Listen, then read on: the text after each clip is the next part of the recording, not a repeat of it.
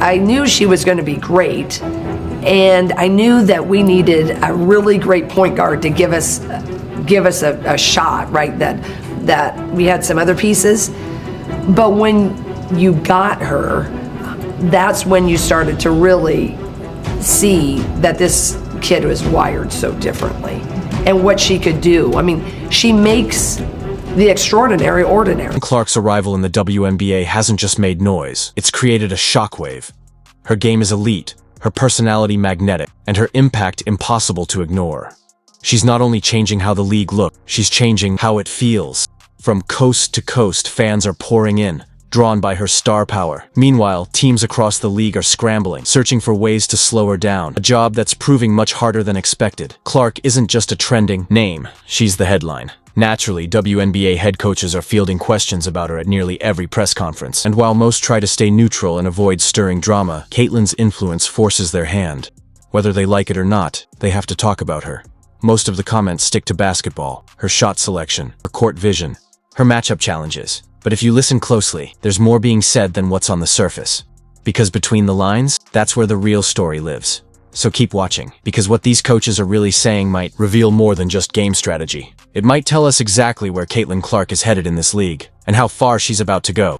NBA head coaches have a tough job, and when it comes to Caitlin Clark, that job gets even tougher. They're not just tasked with finding ways to contain one of the league's most electrifying rookies. They also face media pressure when those plans don't work. And let's be honest, more often than not, they haven't. That's exactly why you won't hear much disrespect in their responses. These coaches know the game and they know what they're up against. They've watched the film, they've seen her numbers, and they understand better than anyone why Caitlin Clark is putting up historic stats so early in her career. But that doesn't mean they're lining up to praise her without hesitation. Coaches are competitive by nature, proud of their teams, their systems, and their ability to motivate. So when reporters keep bringing up Clark, there's a fine line to walk. Too much praise, and it could sound like they're putting Clark above their own players. Too little, and they risk lighting a fire under her and giving her just one more reason to go off on their team. That's the tightrope. Acknowledge her greatness without handing her the crown, and show confidence in your own roster without adding fuel to the fire. And of course, a coach's personality plays a major role in how they respond.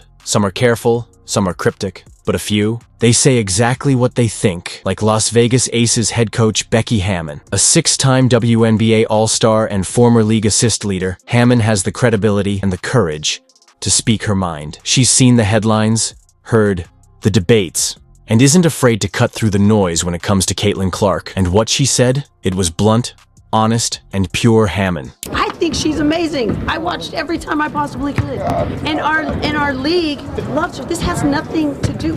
We're just doing our job. We're going to show up. Who is ever on the other team is on the other team. We don't really care. We're going to show up and do us.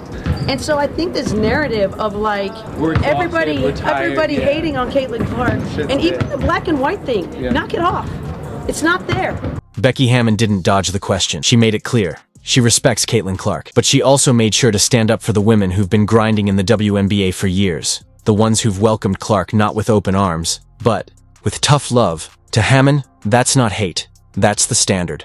In this league, you compete, you push, you test each other. That's the ethos, not some conspiracy rooted in race or jealousy, as a few media voices and players have suggested. Hammon called it like she saw it.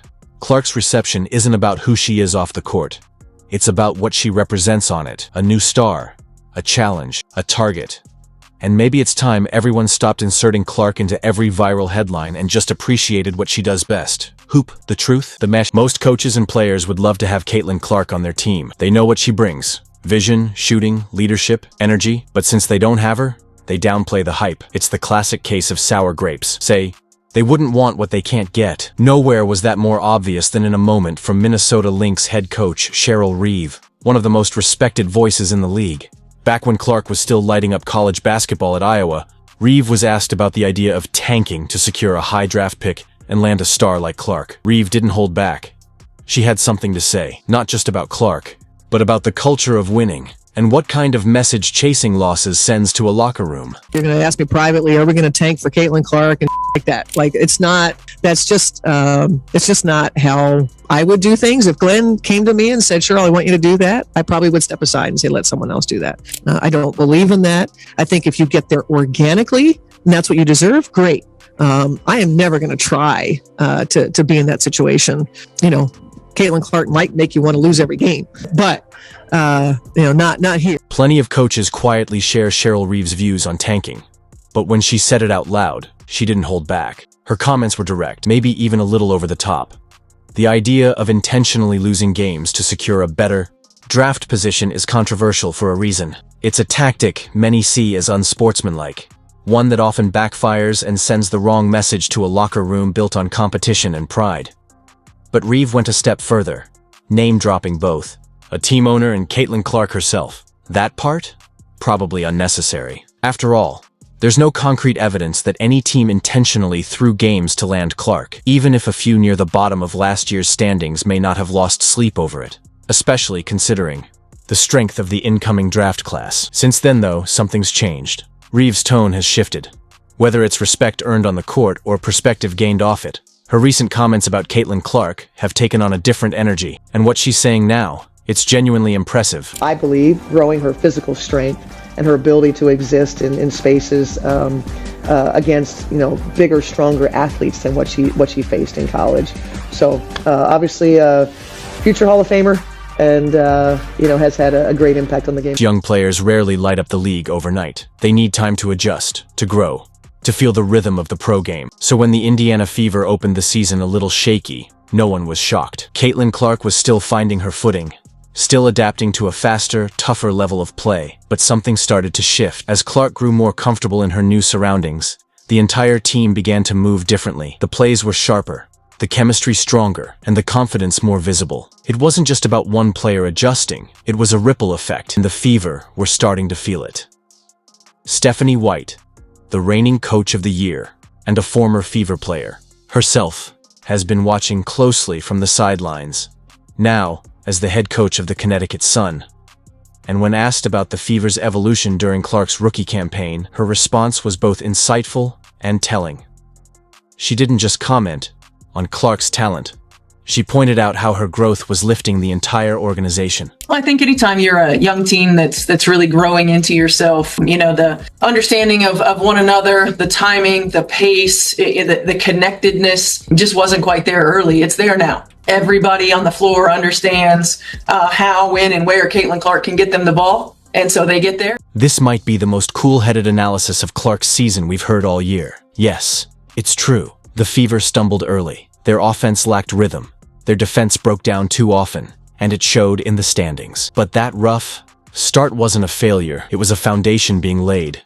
And the surge that followed? It was no solo act. Caitlin Clark may have lit the match, but others on the roster kept the fire burning. Nalissa Smith, Aaliyah Boston, Kelsey Mitchell, they didn't just watch Clark ascend. They climbed with her. Stephanie White didn't sugarcoat anything. She acknowledged the impact Clark had, but more importantly, she pointed out what often gets lost in the noise. This is a young team still learning how to win together. Her message was simple: pump the brakes on sweeping conclusions and give this roster space to grow.